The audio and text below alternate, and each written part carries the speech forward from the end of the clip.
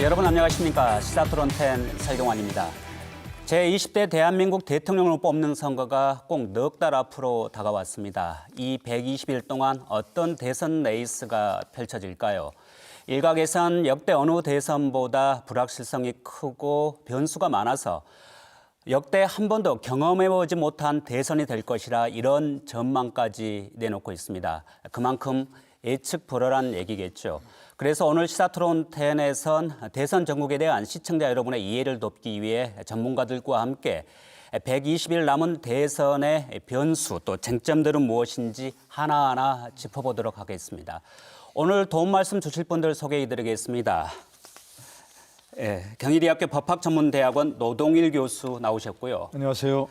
명지대학교 정치외교학과 신일 교수입니다. 예, 안녕하십니까. 대통령 리더십을 연구하고 있는 분이죠. 대통령 리더십 연구원의 최진 원장 나오셨습니다. 안녕하십니까. 어제 오늘 대선과 관련해서 가장 눈길을 끈 건 아마 여론조사 결과가 아니었나 싶습니다. 아마 여야의 대진표가 확정된 이후에 또 첫 결과에서 더욱 그런 것 같은데요. 4개 정도의 전문기관에서 여론조사 결과를 내놨는데 공이 윤석열 후보의 약진이 좀 두드러졌습니다. 지지율이 오차범위 밖에서 이재명 후보를 앞서기도 했는데 정치권 진영에서는 진영에 따라서 일시적 현상이다 아니다 이런 얘기가 나오고 있는데 세 분의 좀 견해가 궁금합니다. 먼저 노동일 교수부터 좀 얘기 좀 해주시죠. 네, 그동안 이재명, 윤석열 후보 다른 사람과 함께 조사한 경우도 많았고 양자 대결한 조사한 경우도 많았는데 그중에 아마 가장 격차가 많이 벌어진 것 같아요. 네. 이거는 당연히 윤석열 후보의 컨벤션 효과가 있었겠죠. 윤석열 후보가 경선 과정에서 마지막까지 승부를 예측하기 어려운 그런 승부를 벌였기 때문에 굉장히 관심을 끌었고 네.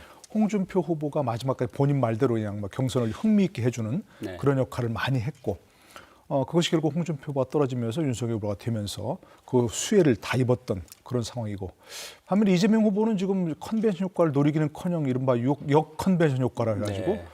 굉장히 좀 그 경선 후보 된 다음부터 이 완전히 좀 가라앉은 분위기가 될 수밖에 없는 상황이죠. 그것이 지금 현재 반영된 그런 여론조사라고 볼 수 있는 것이고요.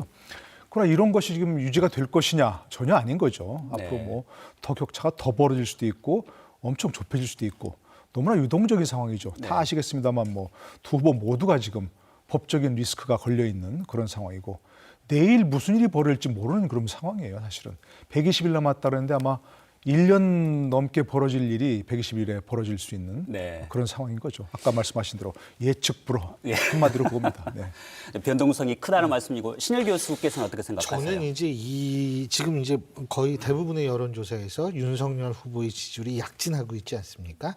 그렇다면은 그 약진이 컨벤션 이펙트 때문에 그런 건지 네. 아니면 홍준표, 유승민 그리고 원희룡 이 세 다른 후보들의 이렇게 흩어져 있던 지지층이 윤석열 후보 이제 최종 후보가 됐기 때문에 한 곳으로 어느 정도 지지층 이동 몰려가서 그런 것인지는 사실 저는 조금 좀 지켜봐야 될 것 같아요. 네.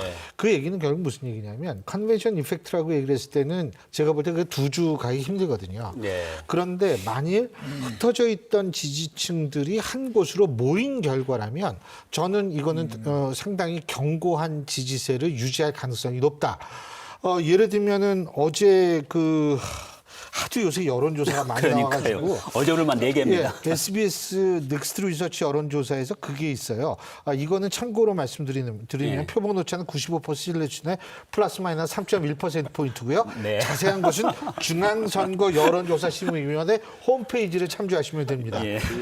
예, 아니 그거 안 하면 제가 할 걸립니다. 얘기까지 다 해주셨네요. 예, 그거 예. 안 하면 걸립니다. 근데 이 여론조사를 보면 윤석열 후보의 지지층의 충성도가 이재명 후보의 충성도보다 높아요. 네. 그렇다면 이것이 단순한 컨벤션 이펙트냐? 저는 그거보다는 흩어져 있던 이 표들이 지지층이 이 윤석열 후보 하나로 몰렸기 때문에 그런 거 아닌가라는 생각할 수 있는 네. 근거라고 봅니다. 예. 최 원장도 좀 어떻게 생각하시나요? 저는 윤석열 후보가 이른바 홍준표 효과를 톡톡히 봤다고 봅니다. 예. 두 사람 인파이트잖아요. 세게 붙었지 않습니까? 네. 그래서 막판까지 이른바 까봐야 알 정도로 마지막까지 싸웠던 부분이 이 흥행 효과를 참 상당히 높였고 그리고 이제 민주당은 중간중간에 개표를 했지 않습니까? 개표 결과를. 근데 이번 국민의힘은 그동안 비공개라 마지막에 팍 딱 한꺼번에 결과를 공개했기 때문에 네. 좀 드라마틱하죠. 그리고 세 번째로 이제 마지막 딱 후보가 정리하고 나머지 어쨌든 현장에서 승복을 했지 않습니까? 그래서 일단 현장에서 쿨하게 깨끗하게 승복을 했기 때문에 홍준표나 나머지 유승민이나 이런 원희룡을 지지했던 후보들이 이제 게임 끝난다. 국민의힘 내부는 이제 나는 갈 때 가야지. 이제는 뭐 할 수 없다. 윤석열 가야지. 네. 라고 하는 그동안 관망하던 사람들이 다는 아니고 네. 일부가 그렇게 가면서 반짝 일시적으로 높아졌지만 네. 이 일시적이라는 게 그냥 뭐 하루 이틀이 아니라 당분간은 좀 갈 거라고 봅니다. 예. 그래서 아이러니하게 가장 경쟁자였던 홍준표 효과를 윤석열이 톡톡히 보는 묘한 아이러니한 네. 그런 경선이었다고 봅니다. 예, 공이 뭐 컨벤션 효과 나왔는데 그 진원지가 이제 지난 5일에 전당대회 아니겠습니까? 그 얘기 좀 잠깐 해보겠습니다. 이 대선 출마 선언을 해서 지금까지 보면 한 4개월 만에 윤석열 후보가 이 제1야당의 대선 후보를 꿰찼습니다. 그 원동력 어디서 찾을 수 있을까요? 이번에는 신 교수부터 좀 얘기 좀 해주시죠. 저는 뭐 원동력이라는 거는 다른 거는 없고요. 일단 저는 우리나라 유권자들의 가장 중요한 특징적 현상이 하나 있는 게 이 피해자에 대한 상당한 동정적인 현상이 굉장히 강합니다. 네. 근데 윤 전 총장 같은 경우에는 윤석열 후보 같은 경우에는 예. 총장 시절에 피해자 이미지가 굉장히 강했거든요. 예. 그렇기 때문에 제가 볼 때에는 그 피해자 이미지를 원래 굉장히 유권자들의 심이 굉장히 깊게 각인하고 있고 플러스 뭐냐면 사실은 반문 정서가 좀 굉장히 크다고 봅니다. 두 네. 가지 이유인 게 하나는 뭐냐면 역대 대선 17대, 18대에 비해서 19대는 뭐 탄핵이니까 좀 예외로 하고요. 지금이 정권 교체론과 정권 재창출론 사이의 격차가 가장 큽니다. 네. 그리고 두 번째는 뭐냐면 한국갤럽 매월 마지막 주 여론조사 이것도 중앙선거 여론조사 시민위원 홈페이지 네. 참조하시면 되는데 네. 이걸 보면은요 보수와 이 19대에 비해서 진보가 급감하고 있고 보수가 늘고 있어서 지금은 진보보다 보수가 우위입니다. 유권자 주관적 이념 지형을 보면은요. 네. 그럼 이 두 가지를 놓고 본다면 당연히 반문 정서가 셀 수밖에 없는 환경이라는 거예요. 이럴 때 엄청나게 싸웠잖아요. 그러면 당연히 반문의 상징처럼 된 거죠. 전 그 영향이 컸다고 봅니다. 네. 저도 이제 제가 예. 그 똑같은 비슷한 맥락으로 얘기할 수 있는데요. 저는 윤석열 후보가 검찰총장일 때 뭐 그때 아마 이제 여러 관측이 나와서 이제 곧 그만두고 이제 뭐 대선 출마할 것이다 이런 얘기가 나왔을 때 네. TV에서 그런 얘기했어요. 안 하는 게 좋겠다. 저는 안 하는 게 좋겠다고 얘기했는데 왜 그러냐면 그때도 이제 여론조사 1위 하고 할 때였습니다. 그럴 때 윤석열 검찰총장이 당시 이제 이렇게 여론조사 밀어올리는 그 힘은 반문 정서다. 네. 윤석열 검찰총장이 뭐 대통령으로 적합해서가 아니다. 그거는 이 난마같이 얽힌 이 전국, 이 정치 문제, 뭐 경제 문제, 사회 문제를 풀 힘이 과연 윤석열 총장에 있느냐? 네. 그건 아닐 것 같다. 저는 그렇게 얘기했거든요. 지금까지 이어져 그만두고 경선에서 지금까지 이어져 우여곡절이 있었지만 결국 경선에 승리한 그것은 바로 반문 정서예요. 네. 윤석열 후보가 대통령 후보로 적합하다가 아닌 거죠. 그러니까 그것도 결국 경선에서 본선에 티켓을 거머쥐었는데 그러니까 지금부터가 사실은 본 게임인 거죠. 윤석열 네. 후보한테는. 네. 지금까지는 반문 정서가 받쳐왔다면 이제부터는 그 외에 윤석열 후보가 대통령감이다라는 걸 각인시키지 못하면 중도층의 호소력이 없는 거죠. 네. 뭐 전적으로 동의하고요. 그러니까 문재인과 싸워서 이길 수 있는 사람, 그러니까 반문의 상징적인 존재가 돼버린 거죠.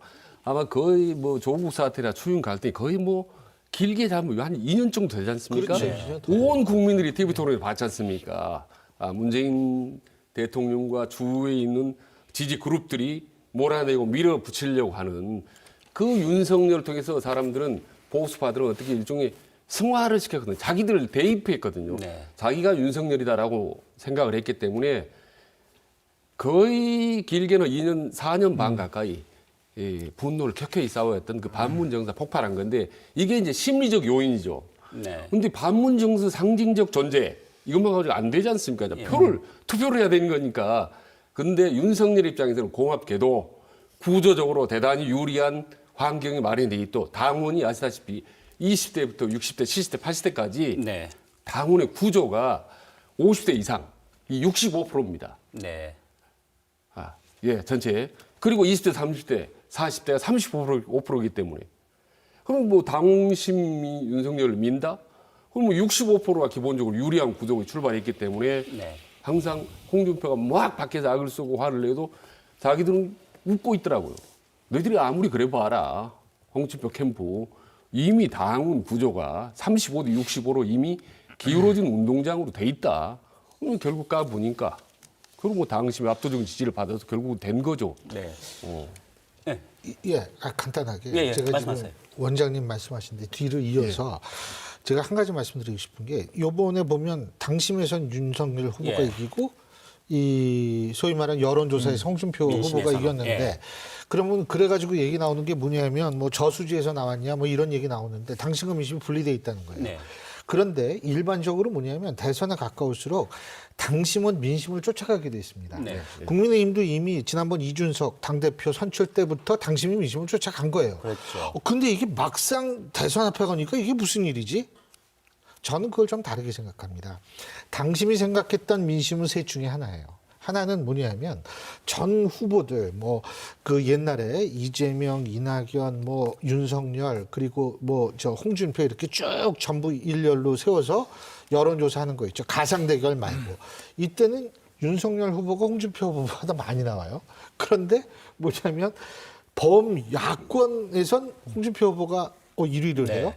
세 번째는 뭐냐면 근데 또 국민의힘 지지층만 가지고 하면 윤석열 후보가 또 잘 나와요. 네. 이 세 가지 여론 중에 당심은 고민했다고 봅니다. 그래서 당심이 고민하다가 결론 내린 건 뭐냐면 후보들 가상대결 말고 쭉 전부 늘어서가지고 거기서 나온 여론을 그걸 한번 믿어보자라고 생각했던 것 같아요. 제가 볼 때는. 그렇기 때문에 당심과 민심이 분리된 결과라고 저는 개인적으로 네. 생각하지 않아요.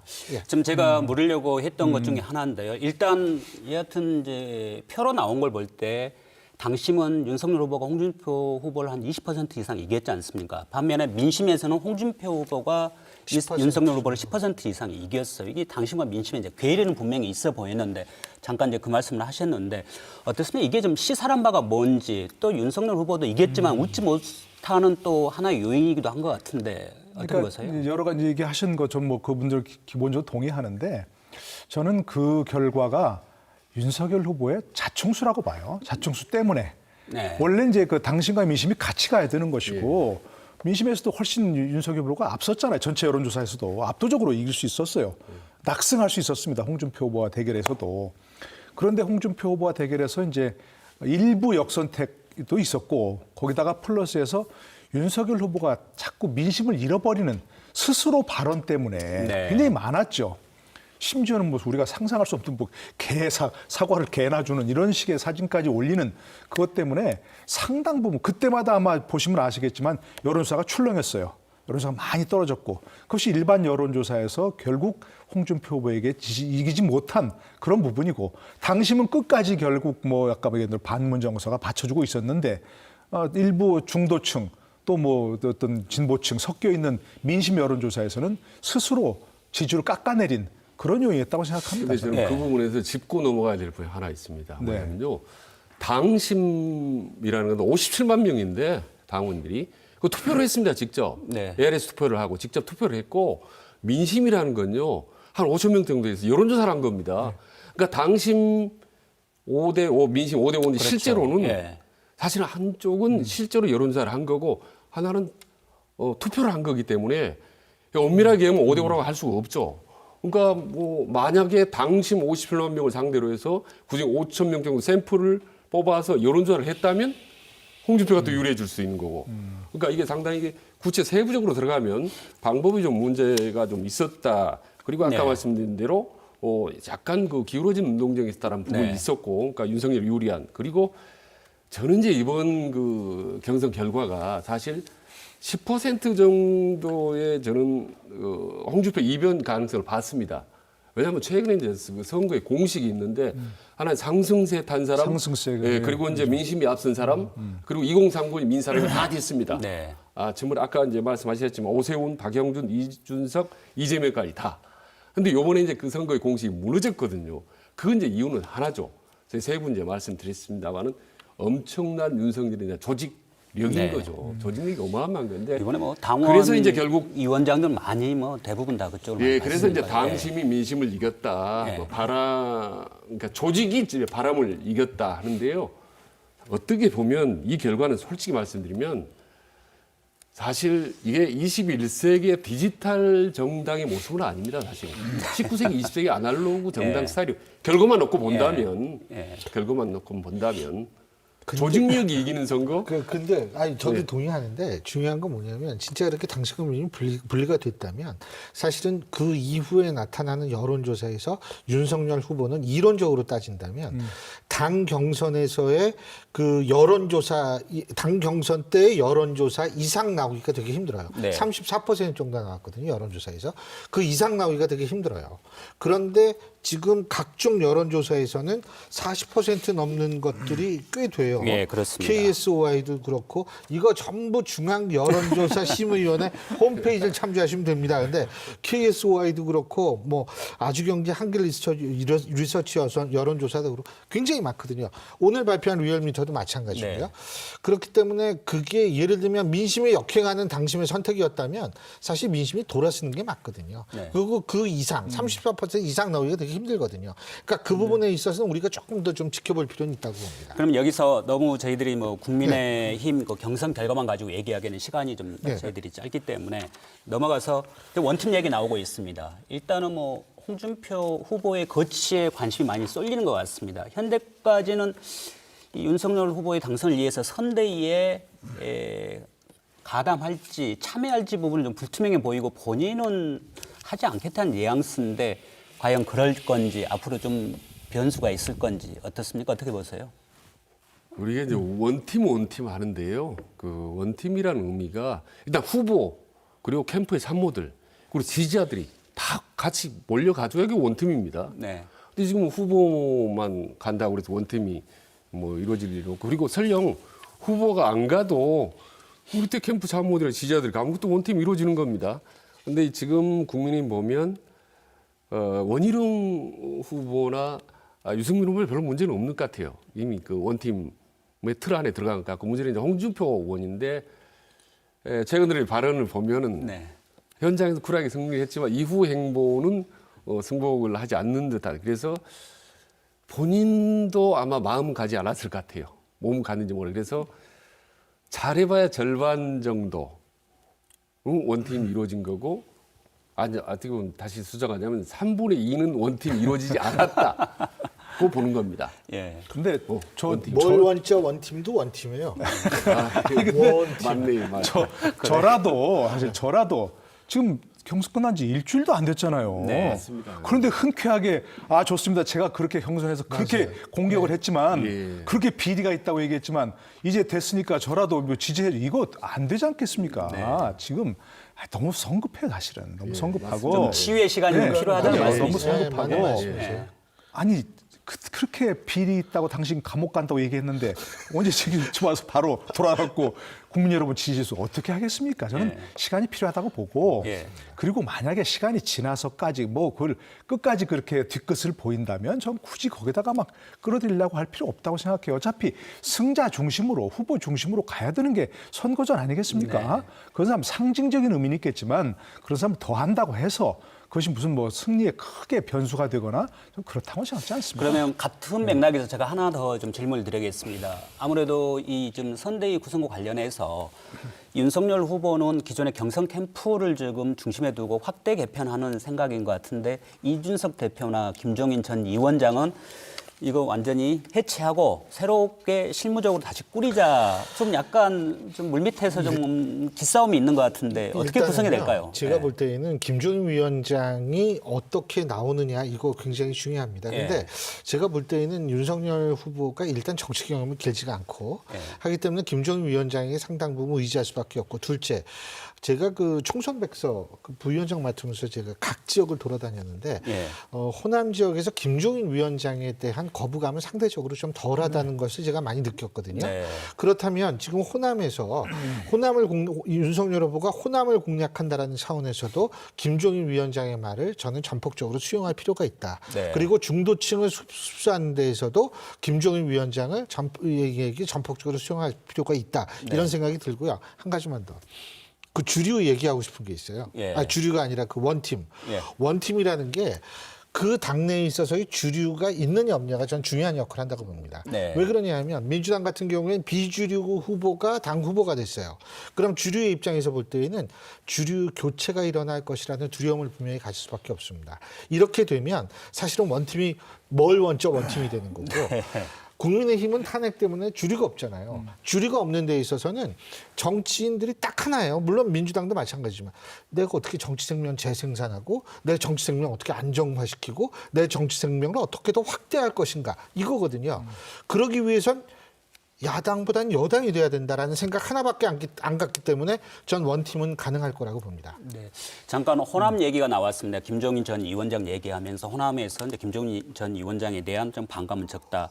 근데 이번에 문제는 윤석열 후보 당사자 아니겠습니까? 이번에 전두환을 옹호한 듯한 발언 이후에 좀 지역의 정서가 굉장히 좀 얼어붙었습니다. 그동안 공들여왔던 호남 민심 껴안기에도 좀 찬물을 끼얹었는데 내일하고 모레 광주와 목포를 방문해서 좀 수습하는 행보를 보이는데 어떻습니까? 윤석열 후보가 호남으로부터 진정성을 인정을 받으려면 내일 어떤 메시지나 또는 어떤 언행들이 나와야 될까요? 좀 조언을 해준다고 하면은요. 지금 호남 사람들 마음이 아주 철문처럼 꽁꽁 닫혀 있지 않습니까? 예. 그리고 몇 번 11월 1일 날, 2일 날도 윤석열 후보 오려고 그랬어 광주에. 근데 오지 마라, 오지 마라. 그래서 광주시장까지 나서서 공개적으로 방송에 나서서 그렇죠. 오지 말라고 예, 예. 했는데, 그렇습니다. 저는 그럴 필요까지 있나 싶고, 굉장히 그러나 어쨌든 저는 이제 궁금한 게, 처음으로 윤석열 리더십을 보여줄 때다. 꽁꽁 닫혀있는 호남의 마음의 문을 열 수 있는 그런 능력이 있는지. 근데 분명한 것은 지난번에 작년 여름에 와서 김정일 와서 무릎 꿇고 5.18 했었던 그 정도 수준 갖고는 안 된다는 거죠. 네. 그보다 더 높은 수위에 필요하냐 보는데 제가 이제 요건 약간 특정 비슷합니다. 하나 말씀드리면 보니까 반기문 전 유엔 사무총장이 말이죠. 오늘 광주에 왔더라고요. 네, 그렇습니다. 예, 와가지고 저녁 때 누구죠? 5.18 상황실장 했던 박남선 예. 하고 단둘이 저녁 식사를 했더라고요. 저번에 노태우 전 대통령 예, 인수위도 예. 조문했던 분 말씀하시죠? 예, 그래서 단둘이 식사라는데 저는 이제 내용을 좀 들어봤습니다. 그런데 반기문 총장이 좀 광주가 이제는 좀 분열을 치유하고 화해의 역할을 해줬으면 좋겠다. 그래서 좀 넓은 마음으로 좀 윤석열을 안아줬으면 좋겠다. 그러니까 내일 윤석열 후보 오지 않습니까? 그 전에 사전 정지 작업 비슷하게 반기문 총장이 나서서 5.18의 대표적인 인물 중 한 얘기하고 해석을 하시는구나. 예, 그리고 오늘 온 내일 걸. 또 예. 오지 않습니까? 예. 근데 내일 점심 때 광주 지역 유지들 한 20명 정도를 반기문 총장이 초청해서 거기서 또 식사를 합니다. 거기서도 아마 5.18 얘기를 하면서 정신 얘기하면서 윤석열을 좀 품어주면 어떻겠냐라는 그런 이제 메시지를 할 예정인 것 같아요. 네. 그러니까 상당히 보니까 알게 모르게 전방위로 원래는 내일 나설 것 있는 같아요. 그 정기관리 무슨 박람회인가에 지금 오시는 걸로 기조연설차 오시는 걸로 알고 있는데 그런 행보도 있다. 예, 상당히 사전 정지 윤석열에 대한 작업. 정지 작업. 예. 그러니까 윤석열 후보가 이제 막 컨벤션 효과를 누리면서 그것을 오래 가져갈 것이냐 아니면 금방 꺾여버릴 것이냐 관건이 몇 가지인데 아까 얘기하신 김종인 후보 그 전 비대위원장과 관계를 어떻게 할 것인가 네. 그리고 그걸 포함해서 선거 대책을 어떻게 꾸릴 것인가 김종인 위원장도 필요하긴 한데 좀 기대할 사람이 있으니까 필요하긴 한데 그렇다고 그분한테 또 전폭적으로 기대는 모습을 보이면 또 과거로 돌아간다는 2030한테 등을 돌리는 그런 문제가 될 것이고 하기 때문에 그것도 굉장한 정치력이 필요한 거고 두 번째 관문이 바로 호남 문제죠. 그걸 어떻게 풀어갈 것인가 하는 문제. 저희가 조언하기보다는 본인이 어떻게 풀어가는 걸 지켜봐야 할 필요가 있는 거죠. 그러나 분명한 것은 거기서 자꾸 옛날 발언이 뭐 진위가 이랬습니다. 뭐 제 진위가 왜곡되어 전달되었고 뭐 이렇게 하면 절대 안 됩니다. 전폭적으로 말하려면 그 잘못된 인식이었고 잘못된 발언이었습니다. 라고 얘기하고 그러면 아까 계신 대로 무릎을 꿇든 어쨌든 그렇게 해야 되는 것이고 아까 계신 대로 저도 전적으로 동의하는 게 뭐냐면 호남에서 그걸 가지고서 어떤 그 뭐 윤석열 후보에 대해서 뭐 그걸 뭐 넌 그것 때문에 배척한다든가 하는 그거 하신 거 좀 더 폭넓게 과연 윤석열을 호남에서 어떻게 대해야 할 것인가 하는 그런 쪽으로 하는 게 좋겠다는 생각이 들고 그리고 제가 생각하기에는 아무리 뭐 이제 그 호남에 대한 정서가 김종인 위원장의 무릎 꿇기 다 포함해서 이런 것들이 좀 녹아졌다 하더라도 결국 국민의힘과 윤석열 후보가 호남에서 얻을 수 있는 표는 제한적이에요. 굉장히 제한적입니다. 단지 어떤 효과가 있냐. 호남에서 진정성 있는 행보를 보이면서 타 지역에 있는 중도층한테 호소력이 어떻게 될 것이냐 그런 문제인 겁니다 사실은. 사실 저는 뭐라고 생각하냐면요. 윤석열 후보 이제 본인이 얘기하잖아요. 4달 된 정치인이다. 그러면은요 기술을 통한 정치를 하려고 하면 안 됩니다. 진심을 통한 정치를 하려고 해야 되는데 자 제가 그 예를 하나 좀 생각나는 게 지난번 대선 때요. 그 문재인 대통령 당시 후보죠. 그 지금 영부인 되시는 분이 호남 지역에서 거의 상주하다시피 했어요. 당시에 그랬죠. 당시에 그랬지 예, 않습니까? 그만큼 문재인 대통령에 대한 지지율이 호남이 낮았고, 뭐 국민의당이 그때 호남 지역을 한석표 놓고 다 휩쓸 때 아니에요, 총선. 그만큼 낮았고, 그래서 사실 그 영부인이 여기에서 상주하다시피 하면서 노렸던 건 전 진심을 보여주려고 노력했던 거예요. 근데 이게 뭐 한 1박 2일 있으면서 뭐 사람 만나고 말이에요. 이렇게 뭐 이거 가지고는 전 죄송하지만 아주 턱없다고 생각하고 진심을 보이기 위해서는 진심을 인정해 줄 때까지 노력하는 방법밖에 없어요. 그러면 본인이 여기서 상주를 하든지 아니면 가족이 여기서 상주를 하든지 제가 볼 땐 그 방법밖에 없어요. 더군다나 전두환 발언도 있는 상황에서는 저는 그게 꼭 필요하다고 봅니다. 제가 뭐 반대로 얘기해 보고 싶은데, 그러니까 온 사람이 광주 사람의 마음의 문을 열어야 된다라는 우리 얘기했지 않습니까? 반대로 이제는 좀 우리 광주 사람들이 좀 더 포용력을 넓게 열어줄 필요가 있다라고 보는 겁니다. 저는 우리가 자꾸 이제 정치 일본지라고 그러는데 지난번에 제가 비판적으로 말씀드린 몰표 주는 것이 꼭 정치 일본지냐? 외부 지역 다른 지역 가면 우리 광주 사람들 이상하게 보거든요. 지금 오늘자 여론조사를 보니까요. 사자 대결을 하는데 윤석열 후보가 모든 지역, 모든 계층, 모든 연령층으로부터 10%포인트 같은 다 우세했습니다. 근데 호남만 10.5%가 이재명 후보가 많습니다. 그래서 전체적으로 하면 리얼미터 여론조사죠. 64.7%입니다. 호남에서. 그 리얼미터 여론조사. 리얼미터. 그죠. 리얼미터. 그래도 리얼미터 여론조사에서 윤석열 후보가 이것도 참 중앙선거 여론조사 심의위원회 홈페이지 참조하시면 되는데 20% 가까운 이 차이는 많이 나지만 20% 정도 가깝게 나왔어요. 그런데 지난주 금요일 날 한국갤럽 물론 그때는 그 경선 결과가 반영이 안 된 거지만 거기는 2% 정도밖에 안 나와요. 이 편차가 너무 큰 거예요. 지금 여론조사만. 일단 여론조사 얘기까지 나왔기 때문에 이제 이어서 좀 민주당 상황으로 좀 넘어가겠습니다. 저희들이 좀 토론의 형평성도 좀 고려해야 되기 때문에 한때 민주당에서 윤나땡이라고 하지 않았습니까? 윤석열이 이 국민의힘의 대선 후보로 나오면 땡큐. 그만큼 홍준표보다는 더 쉬운 상대다 그랬는데 지금 여론조사 결과를 봤을 때 좀 민주당 굉장히 당혹스러울 것 같고 좀 전략에도 좀 뭔가 변화가 있어야 되지 않겠습니까? 아니 저는 그때도 윤나땡을 얘기할 때도 윤석열이 안 나왔으면 좋겠다는 그런 본심을 숨기고 하는 얘기지. 진짜 윤석열 나오면 훨씬 쉬울 거야라고 그거 저 그렇게 생각하지 않습니다. 동의하시죠 그거는? 당연하죠. 그러면 제가 이건 잘못 해석한 거네요. 아니 그건 다 보통 윤나땡이라고 또 얘기했으니까 당연히 이제 지적할 수 있는 문제인데 그때나 지금이나 모든 공격의 화력을 윤석열에 집중한 이유가 바로 윤석열은 후보로 안 됐으면 좋겠다는 걸 얘기하는 것이지 이것도 마찬가지였다는 생각합니다. 그러면 이제 현실이 됐습니다. 그러면은 뭐 민주당 좀 전략상 고민이 좀 많을 거 아닙니까? 근데 이 사실 그렇게 윤나땡이라고 얘기했던 가장 근본적인 이유 중에 하나는 왜 두려워했을까? 전 뭐냐면 윤석열 자꾸 전 총장이 윤석열 후보가 일종의 반문의 상징이잖아요. 윤석열 후보가 됐다라는 사실 하나가 뭐냐면 대선 구도가 정권 심판론으로 흘러갈 수밖에 없다는 상징으로 되는 거예요. 근데 문제는 만약에 정권 심판론이 그래서 이제 굳어졌습니다. 이제 후보가 되면서. 그럼 이제 앞으로 어떻게 해야 되느냐? 사실 제가 볼 때에는 정권 심판론을 뒤집기 위한 마땅한 방법이 없다는 게 지금 이 여당의 고민이라고 저는 생각을 합니다. 사실 굉장히 좀 고민스러운 부분이 많을 거예요. 부동산 문제를 비롯해가지고 대장동 의혹이라든지. 아주 핵심적인 부분 예. 사실 뭐 외람되면 짚었다고 보는 건데요. 지금 이재명 후보가 그런 얘기를 했지 않습니까? 그 제안을 했잖아요. 그 홍준 누굽니까? 윤석열 후보에게 매주 한 번씩 정책 토론하자라고 얘기를 했거든요. 그게 뭐냐면 과거 대 현재의 대결 구도로 가보겠다는 거거든요. 과거 자꾸 뭐 문재인 심판을 하지 말고 미래 정책 대결하자라는 거 아닙니까? 근데 저는 과거와 미래 대결로 간다면 저는 과거가 이긴다고 봅니다. 지금 딱 그 해답을 얘기했잖아요. 반문 정서가 너무나 큰 겁니다. 이거는 그동안에 어떻게 보면 그럼 문재인 대통령이 뭘 그렇게 잘못했냐 이렇게 물어볼 수도 있겠지만 저는 하나를 꼽는다면 너무 어떻게 보면 폐쇄적인 그리고 운동권 정치였던 국정 운영 이런 부분에다가 또 정책 실패의 부분 있잖아요. 대표적인 정책 부동산 이런 정책 실패하면서 이 분노 그리고 특히 20, 30대 불만 정도가 지금 불만이라는 단어가 안 될 정도로 제가 오늘 또 몇 번 씁니다.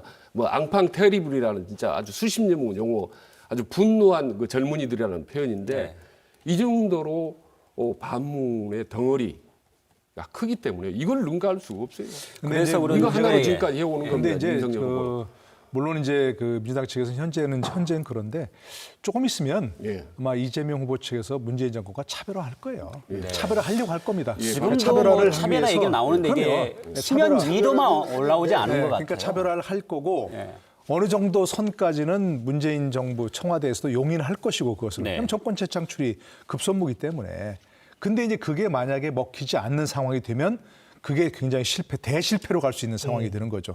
우리가 돌아보면 사실은 김대중 정부 말기에도 사실 그때 반감이 많이 있었어요. 김대중 정부가 굉장히 인기가 없었고 그럼에도 불구하고 노무현 정부가 탄생했잖아요. 이명박 정부 때도 말기에 굉장히 이명박 정부 인기가 없었고 그런데 박근혜 정부가 탄생했지 않습니까? 그걸 생각하면 사실은 지금 말씀하신 대로 굉장히 지금 그 반문 정서가 강하고 그 결집돼 단단하고 깨기 어려울 상황이지만 그것이 결국 마지막 최종 결과까지 담보하기로는 조금 아닐 수도 있다는 얘기죠. 그것이. 근데 이제 우리가 진짜 이명박 정부 말기에도 엄청나게 인기 없었죠. 근데 저는 그게 나름대로 척도가 있다고 봅니다. 이명박 정부 말기, 그러니까 대선 4개월 전, 지금하고 똑같은 시점에서의 한국리서치 여론조사를 제가 기억이 나는데 그때 정권 교체론은 역대 대선에서 항상 우위였었어요. 근데 정권 교체와 정권 재창출론의 격차가 5.2%밖에 안 났어요. 근데 지금은 지난 한국 그 갤럽의 여론조사 이것도 중앙 참고하시면 되는데 여기 보시면 23% 정도 차이가 나요. 역대 대선에서 정권 교체론이 정권 재창출론은 이 정도로 압도한 적은 사실 거의 없거든요. 그렇기 때문에 전 그 점을 주목을 한다라고 생각을 하고요. 그리고 사실 이게 정책 말씀하셨는데 저 동의하는데 근데 이게 근본적인 문제는 뭐냐면 현 정권의 가장 근본적인 뭐냐면 지금 다 이제 개개인의 이익이 중요한 후기 산업사회적 특성을 갖고 있는 사회인데 이거를 산업사회적 집단적 진영 논리 속에서 개개인의 이익을 자의적으로 해석을 하려고 드니까 정책도 성공 못하고 사람은 더 화나게 만들고 이렇게 되는 거거든요. 결국 이런 상황이 됐기 때문에 친문 정서가 지금 반문 정서가 엄청나게 커질 수밖에 없고 이거를 그래서 차별을 한다. 근데 전 또 하나 좀 그 부분에 있어서 좀 우려되는 점은 뭐냐면 이재명 후보가 친문의 전폭적인 지지라든 당의 전폭적인 지지를 진짜 원팀이 돼서 받으면은 그걸 좀 자신 있게 할 텐데 아직까지 좀 그런 것 같지가 않거든요. 여기에 또 하나 저희들이 판세를 보통 분석을 할 때 후보 간의 지지율 그리고 방금 말씀하셨던 정권 교체와 또 정권 유지 그리고 또 하나가 정당 지지율 아닙니까? 그런데 민주당 좀 고민이 역대 지금 가장 낮게 나오고 이 정부 들어서 대신에 국민의힘은 가장 높게 나오면서 그 격차가 좀 굉장히 커졌지 않습니까? 이게 트리플 세, 뭐 악재 얘기 나오는데 이게 지금 우리가 좀 판세 초반이지만 예. 뭐 좀 의미하는 바가 좀 크지 않나 하는 시각도 좀 있습니다. 우리가 큰 흐름을 볼 때 그리고 정권이 과연 넘어가느냐 아니면 다시 유지되느냐를 보는 네 가지 지표가 있다고 봅니다. 네. 여론조사가 첫 번째는 후보 간의 지지도입니다. 그렇죠? 그다음에 두 번째는 이제 정당 지지도고 세 번째가 문재인 대통령 지지율입니다. 그리고 네 번째가 이제 마지막으로 아까 말씀드린 대로 정권 교체율 우리 네 가지인데 후보 간의 지지율은 지금 각 엎치락뒤치락 하지만은 나머지 세 가지 지표는 점점 큰 차이로 갑니다. 그리고 여론조사 전문가들 제일 중요시하는 것이 정권 교체 여부를 묻는 여론조사입니다. 네. 그래서 과거에 보면 정권을 교체하다라는 여론이 50%를 넘은 수치가 1년 정도 지속될 때는 거의 예외없이 넘어갔다고 합니다. 근데 지금 1년 넘었습니다. 그 수치가. 그렇기 때문에 매우 정권이 넘어갈 가능성이 높고 이제는 마지막 이재명이라는 인물이 이 거대한 흐름을 어떻게 그를 뒤엎을 수 있거나 차단할 수 있느니 이 마지막 개인기에 의존할 수밖에 없는 그런 상황이 거기서 그 왔다고 보는 개인기 거죠. 얘기 나오셨는데 이제 문제는 그 개인기를 발휘하는 과정에서 이 대장동 특혜 의혹에 대한 수렁이 좀 발목을 잡고 있는 거 아닌가 싶은데요. 어떻습니까? 저번에 뭐 국정감사에서 정면 돌파해서 일각에서는 뭐 잘했다 얘기 나왔지만 지지율에 반영된 걸로 봐서는 그다지 기대했던 만큼의 효과는 얻지를 못한 것 같습니다. 이 그러니까 대장동 의혹 예.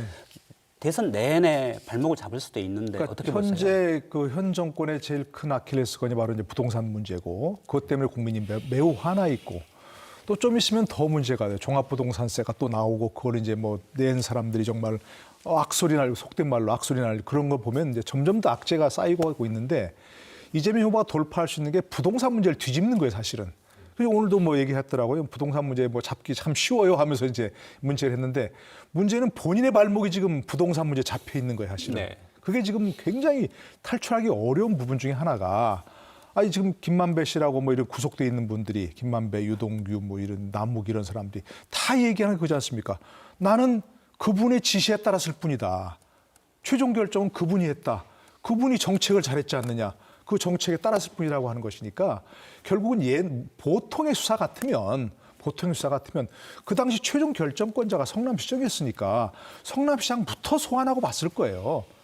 제가 이게 뭐 법하고 있으니까 보통의 수사 같으면 그래야 당연히 그런 겁니다. 그거는 당신 사인이 여기 있지 않느냐. 근데 당신이 뭐 그동안 그리고 설계자라고 얘기했으니까 어떻게 된 거냐라고 다그쳐야 되는 게 정석이 사실은 벌써 소환했어야 되는 거죠.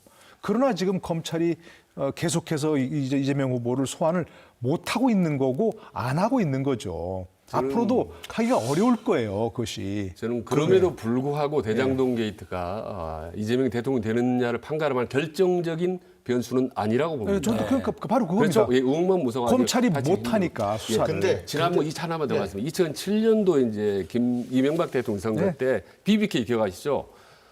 BBK 핵심 인물인 김경준이가 대선을 한 달 남겨놓고 국내에 옵니다. 그래서 이명박 대통령 후보에게 아주 불리한 증언을 하죠.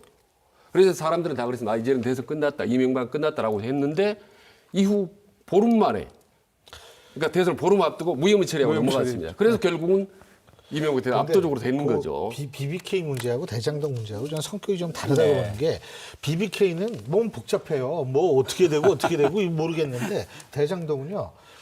이 국민의 이익을 딱 건드리는 문제예요. 부동산. 그리고 난 집 한 채 없는데 아니 그렇게 많이 해먹었어?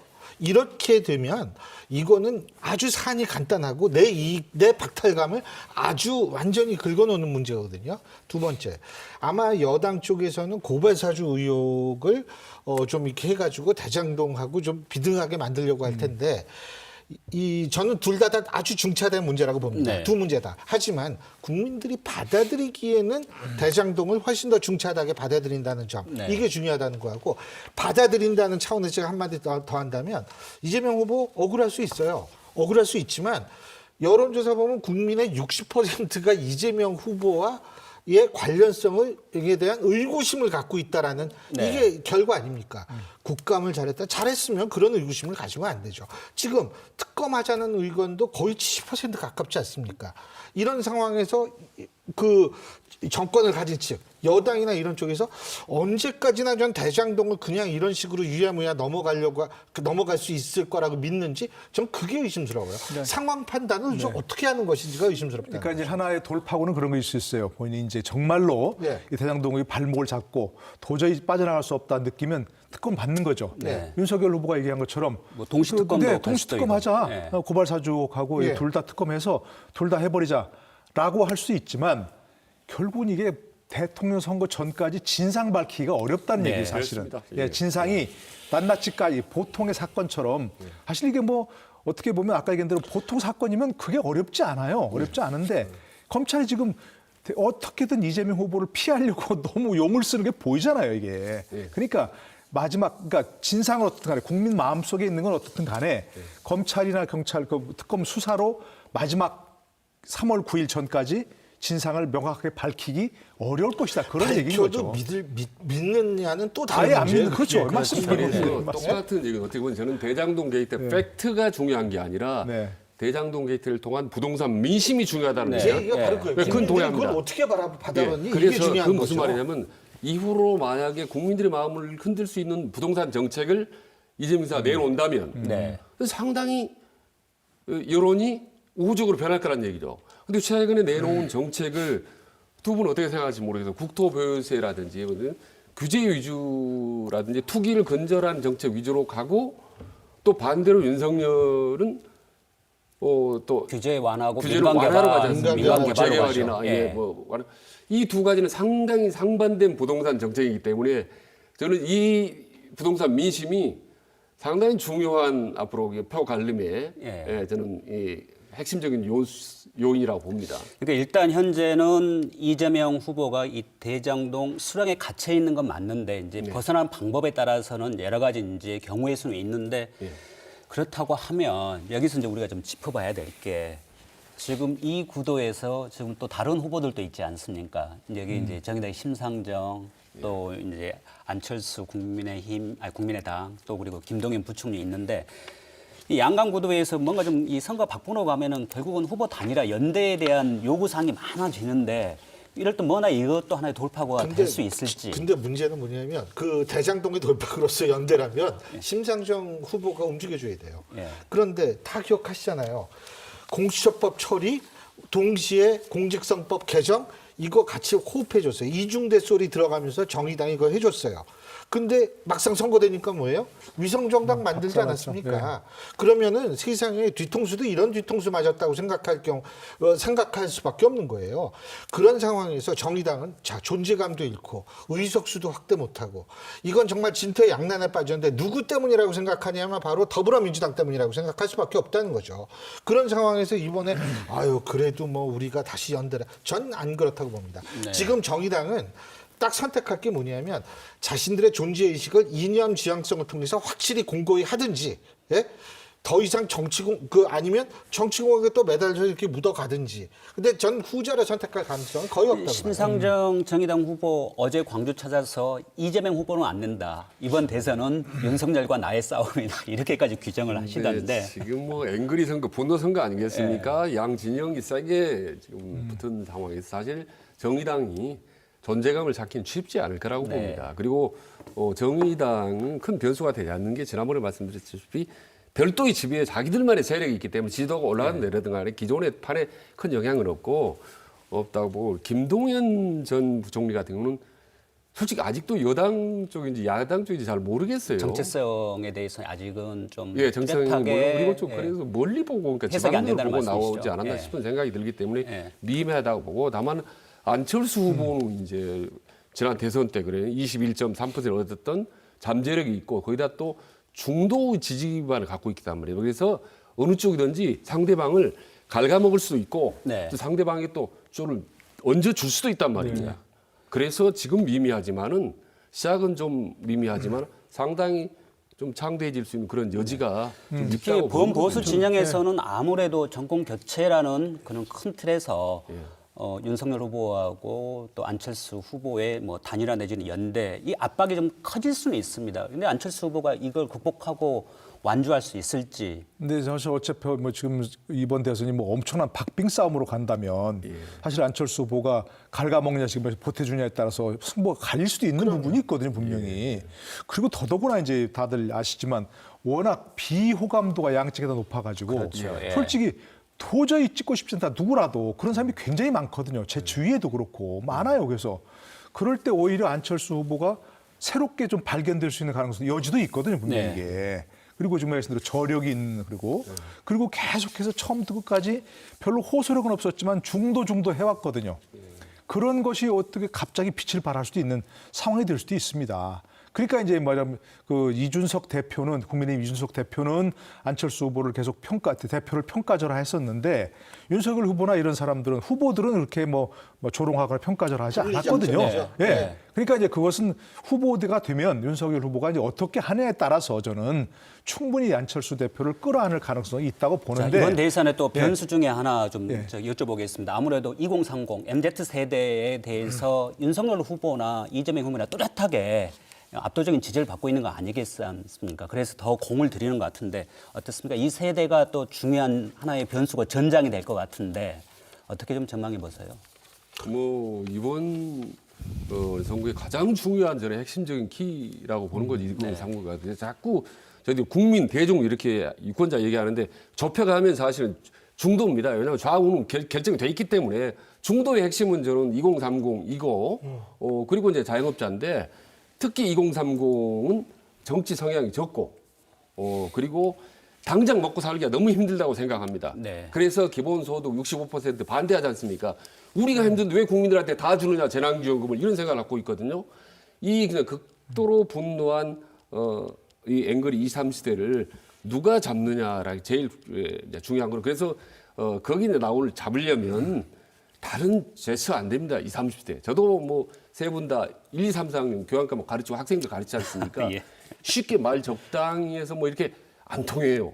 실질적으로 손에 딱 잡히는 일자리 뭐 어떻게 할 건데 주택 어떻게 해줄 건데 이 구체적인 정책을 딱 손에 잡히고 줘야 표심이 움직이지 그럴듯하게 뭐 보기 좋고 듣기 좋은 정책 전혀 안 통한다고 봅니다. 원래 2030 세대에 전 특징이 있다고 봅니다. 근데 그걸 이제 일부 언론에서는 뭐 2030이 보수화됐다. 2030이 진보화됐다. 근데요. 그렇게 보면 안 됩니다. 네. 2030은 첫째 자기 이익을 중심으로 정치적 판단을 하는 그렇습니다. 그런 세대고요. 그렇기 때문에 정권에 의한 피해에 대해서 가장 민감하게 반응하는 세대가 2030이에요. 그리고 그런 차원에서 2030은 스윙보터적인 성격이 굉장히 강하거든요.